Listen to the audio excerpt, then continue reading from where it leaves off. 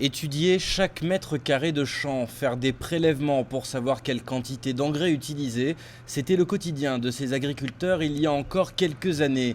Mais désormais, c'est à domicile que René Thomas, exploitant depuis 35 ans dans la Somme, fait le gros du boulot. Derrière son ordinateur et avec l'aide de satellites, il détermine les besoins précis de chaque épi de blé. Le satellite a pris une photo de la parcelle pour voir la quantité de biomasse qui se situe sur cette parcelle, c'est-à-dire la quantité de végétation qu'il y a sur la parcelle. S'il y a des endroits qui ont plus ou moins de végétation. Et suite à ça, il y a une cartographie qui est faite. Et suivant ça, il y a un logiciel qui calcule pour savoir qu'il faut amener beaucoup plus ou moins d'unités d'azote à l'hectare aux endroits prévus.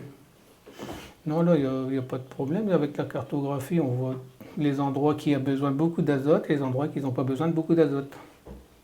Et une fois le diagnostic fait par les satellites, direction le bon vieux tracteur, à ceci près que la machine est téléguidée par GPS. Les engrais sont ainsi projetés là où il faut et à la quantité qu'il faut.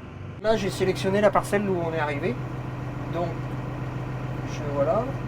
Il va m'afficher la parcelle avec toutes les zones d'engrais à apporter plus ou moins. Ici, on voit la photo de l'ordinateur principal qui a été retransmis dans le petit ordinateur et que maintenant, je vais travailler sur le champ et l'azote va être épandu en fonction des zones. C'est vous qui conduisez ou c'est tout automatique? Tout est automatique. C'est moi qui conduis que le tracteur. Résultat de l'opération, des rendements améliorés et des milliers de kilos de nitrate déversés en moins. Plus technologique, l'agriculture de masse devient donc plus économique et écologique.